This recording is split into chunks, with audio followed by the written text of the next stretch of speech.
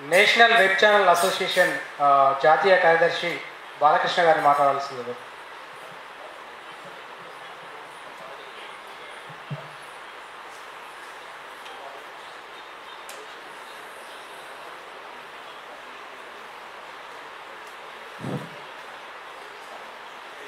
సభకు నమస్కారం.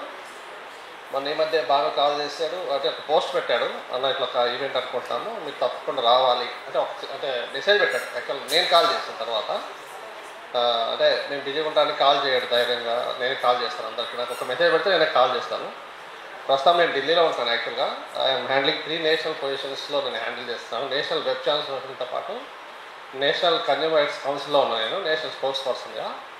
అదేవిధంగా నేషనల్ స్కిల్ డెవలప్మెంట్లో కూడా నేను కోఆర్డినేటర్గా ఉన్నాను. సో దీనివల్ల కొంచెం బిజీగా ఉంటాను. ఎప్పుడు జూమ్ మీటింగ్స్ నడుస్తుంటాయి. ఫస్ట్ ఆఫ్ ఆల్ భానుకి E69 సిబ్బందికి వాళ్ళ కుటుంబానికి నేను 5వ వార్షికోత్సవ శుభాకాంక్షలు తెలియజేస్తున్నాను. ముఖ్యంగా ఇక్కడ అంటే నేను పెద్ద వక్తనే కాదు, మా మీటింగ్స్ అన్నీ రెగ్యులర్గా జరుగుతుంటాయి. ఒకటే ఏం చెప్పదలుచుకున్నా అంటే మీడియా రంగం అనేది ఇవాళ పెద్దలందరూ చెప్పినట్టుగా చాలా క్లిష్ట పరిస్థితిలో ఉంది. ఈ క్రమంలో ఒక 5 ఏళ్ళుగా కన్సిస్టెన్సీగా అంటే కంటిన్యూ ఒక 5 ఏళ్ళు ఒక మీడియాను నడపడం అనేది చాలా గొప్ప విషయం. ఇది దానికి ఫస్ట్ అందరూ ఒకసారి గ్రాండ్ చప్పట్లు కొట్టాలి. బాగా ఎప్పుడు కనిపిస్తున్నా కూడా సమస్యల గురించి మాట్లాడుకునేది. మేము పలానా చోట ఒక ఇష్యూ నడుస్తుంది, ఇంకో చోట ఒక ఇష్యూ, అన్న మీరు ఏమైనా మాట్లాడతారా, మీరు ఏమైనా వాయిస్ ఇస్తారా, ఇక్కడ ఒక ఇష్యూ నడుస్తుంది. మన పెద్ద ప్రెస్ మీట్ జరిగింది, అన్నోళ్ళు కూడా వచ్చి కూర్చున్నారు. అంటే ట్రేడ్ యూనియన్లో ఎటువంటి సమస్యలు నడుస్తుంది వాటి మీద కూడా మేము మాట్లాడాం. సో ఈ క్రమంలో ఎప్పుడు సమస్యల గురించి చర్చించుకుంటారు.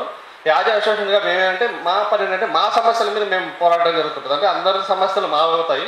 జనరల్గా మేము ఎప్పుడైనా ఏదైనా వార్త రాస్తే అధికారులు కానీ కలెక్టర్స్ నుంచి మాకేం వచ్చిందంటే మీరు రాసేస్తారు, మీకేం బాధ్యత లేదు, మిగతావన్నీ మేము చేయాలంటారు. మా బాధ్యతే రాయడం. ప్రధానమైన బాధ్యత ఏంటంటే రాయడమే మా బాధ్యత. మీరు చేయవలసిన పని ఏంటంటే వాటిని సమస్యని చేయాలి. ఇవాళ మన ముఖ్యమంత్రి గారు కూడా అన్నారు, అది కూడా మాట్లాడి అడ్రస్ చేశాం మేము.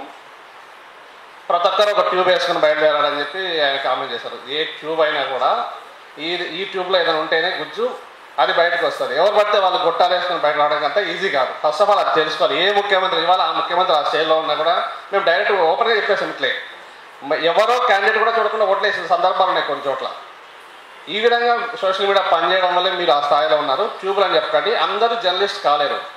ప్రధాన మీడియాలో ప్రధాన స్ట్రీమ్ లైన్లో అక్కడ వర్క్ చేయలేక, అక్కడ ఒంటెత్తుపోటలు తట్టుకోలేక, అధికార పక్షానికి తొత్తులుగా మారలేక, వాళ్ళ సమాచారాన్ని వాళ్ళ భుజకిత్తు మోయలేక, అక్కడ ఇమడలేక బయటకు వచ్చి స్వతంత్రంగా వాళ్ళ భావజాలాన్ని చెప్పాలని, ప్రశ్నించాలని తులసి చంద్ కావచ్చు, ఇలాంటి వాళ్ళకు కూడా అందరికీ మేము మద్దతు తెలిపాము. నిర్భయంగా మీరు పనిచేయండి, ఎవరికి జరగాల్సిన పని లేదు. నిజం ఎప్పటికైనా బయట రావాల్సిందే. వార్త యందు జగం వర్ధిల్లుచున్నది, వార్త విస్తరిల్లు వలయ జగతి.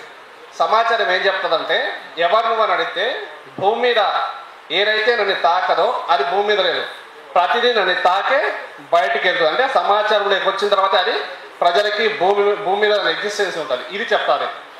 ఇంతకు మించి నేనేం చెప్పేది ఏం లేదు. మిగతా వాళ్ళు చాలామంది మాట్లాడింది. Once again hardly congratulation to Balu. Thank you so much. I feel very happy to be part of this. Thank you అన్న.